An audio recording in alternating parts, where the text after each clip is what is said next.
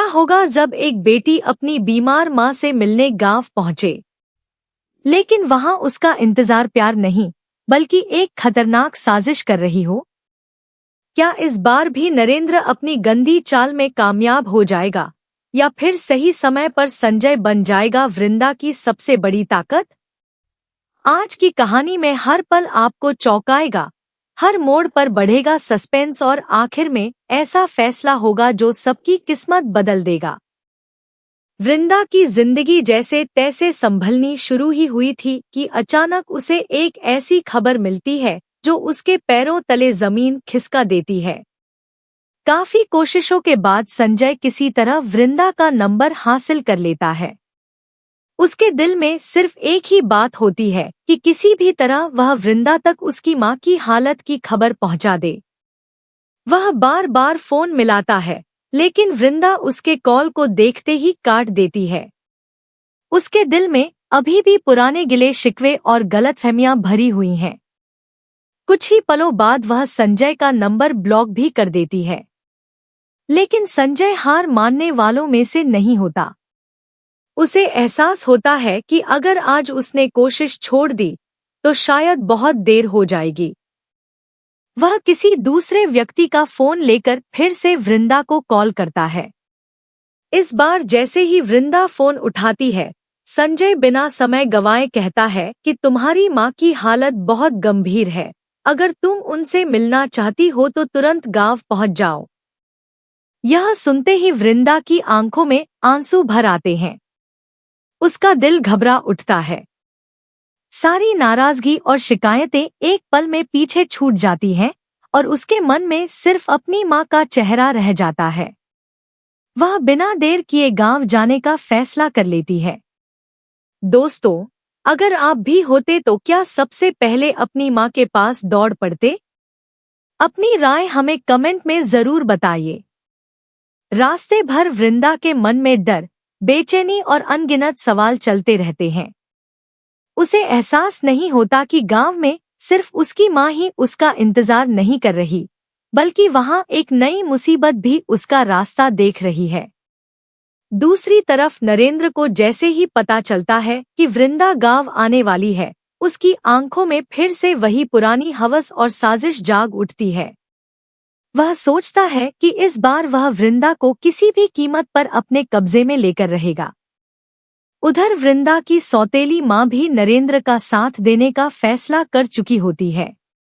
दोनों मिलकर ऐसी योजना बनाते हैं जिससे वृंदा पूरी तरह अकेली पड़ जाए।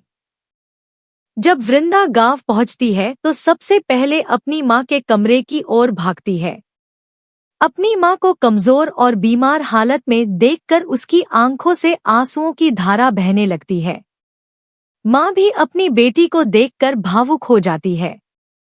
दोनों बिना कुछ कहे सिर्फ एक दूसरे का हाथ पकड़कर रोने लगते हैं। लेकिन यह भावुक पल ज्यादा देर तक नहीं टिकता। तभी सौतेली माँ बनावटी मुस्कान के साथ वहां आती है और कहती है कि वह और नरेंद्र एक शादी में जा रहे हैं। वह ऐसे दिखावा करती है जैसे सब कुछ बिल्कुल सामान्य हो। कुछ ही देर बाद दोनों घर से निकल जाते हैं। वृंदा को लगता है कि अब वह अपनी माँ के साथ कुछ सुकून के पल बिता सकेगी, लेकिन उसे क्या पता कि यह सब सिर्फ एक चाल थी। जैसे ही वृंदा पूरी तरह निश्चिंत होती है, सौतेली माँ और नरेंद्र वापस घर की तरफ लौट आते हैं। उन्हें देखकर वृंदा हैरान रह जाती है। सौतेली माँ व्यंग्य भरी मुस्कान के साथ कहती है, वाह, हम तो बाहर गए और आपने चुपचाप वृंदा को बुला लिया, हमें बताया भी नहीं। फिर वह नरेंद्र की तरफ देखकर ऐसे शब्द बोलती है जिन्हें सुनकर वृंदा का खून जम जाता है। वह कहती है कि अब से इस पर सिर्फ तुम्हारा हक है। यह सुनते ही वृंदा के चेहरे का रंग उड़ जाता है। उसके हाथ कांपने लगते हैं। वह डरकर अपनी माँ के पीछे छिप जाती है। उसे अच्छी तरह याद होता है कि नरेंद्र पहले भी उसके साथ क्या क्या करने की कोशिश कर चुका है। नरेंद्र धीरे धीरे उसकी तरफ बढ़ने लगता है। उसकी आंखों में खतरनाक इरादे साफ दिखाई दे रहे होते हैं। वृंदा पीछे हटती जाती है, लेकिन कमरे की दीवार उसे रोक देती है। उसे समझ नहीं आता कि अब वह खुद को कैसे बचाए। तभी दूसरी तरफ संजय को भी चैन नहीं आता। वह जानता है कि वृंदा अकेली गाँव गई है और नरेंद्र जैसे इंसान पर भरोसा नहीं किया जा सकता। उसका दिल बार बार किसी अनहोनी का संकेत देता है। आखिरकार वह बिना किसी को बताए गांव के लिए निकल पड़ता है।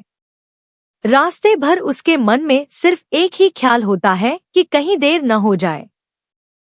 इधर घर के अंदर नरेंद्र जबरदस्ती वृंदा की तरफ बढ़ता है। वृंदा उसे रोकने की कोशिश करती है, लेकिन उसकी आवाज सुनने वाला कोई नहीं होता। सौतेली माँ भी चुपचाप तमाशा देखती रहती है। तभी अचानक दरवाजा जोर से खुलता है और पूरे कमरे में सन्नाटा छा जाता है। दरवाजे पर खड़ा होता है संजय। उसकी आंखों में गुस्सा साफ दिखाई देता है। नरेंद्र कुछ समझ पाता उससे पहले ही संजय उसका हाथ पकड़कर जोर से पीछे खींच लेता है। दोनों के बीच जबरदस्त बहस शुरू हो जाती है। नरेंद्र संजय को वहां से चले जाने के लिए कहता है, लेकिन संजय साफ शब्दों में कह देता है कि जब तक वह जिंदा है कोई भी वृंदा को छू भी नहीं सकता। यह सुनते ही वृंदा की आंखों में उम्मीद की एक नई किरण जग जाती है। दोस्तों, क्या आपको लगता है कि संजय का यह फैसला बिल्कुल सही है? अपनी राय कमेंट में जरूर लिखिए। इसके बाद दोनों के बीच जबरदस्त हाथापाई शुरू हो जाती है। नरेंद्र पूरी ताकत से हमला करता है, लेकिन इस बार संजय हर वार का जवाब देता है। गांव के लोग भी शोर सुनकर वहां इकट्ठा होने लगते हैं। सभी पहली बार नरेंद्र का असली चेहरा अपनी आंखों से देखते हैं। सौतेली माँ की चाल भी सबके सामने खुलने लगती है। गांव वालों का गुस्सा भड़क उठता है। वे नरेंद्र को घेर लेते हैं।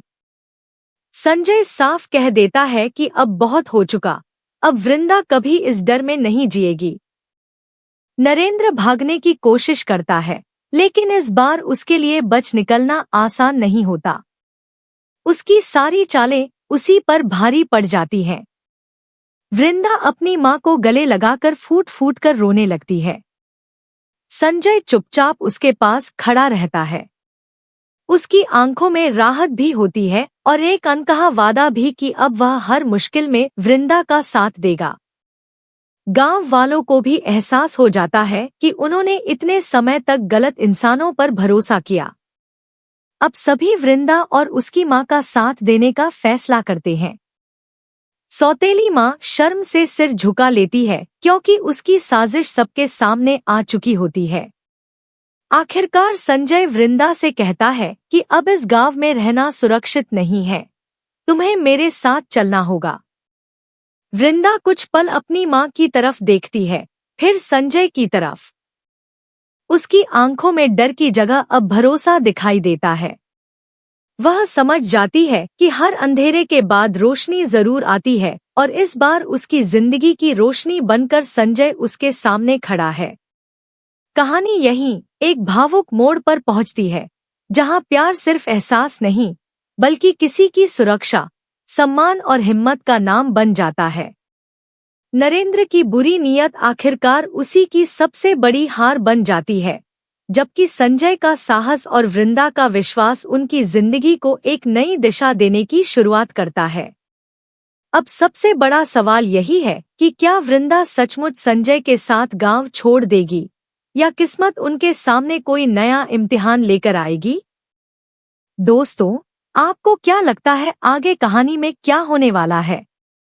अपनी राय हमें कमेंट में जरूर बताइए, क्योंकि आने वाला हर मोड़ पहले से भी ज्यादा रोमांचक, भावुक और चौंकाने वाला साबित हो सकता है।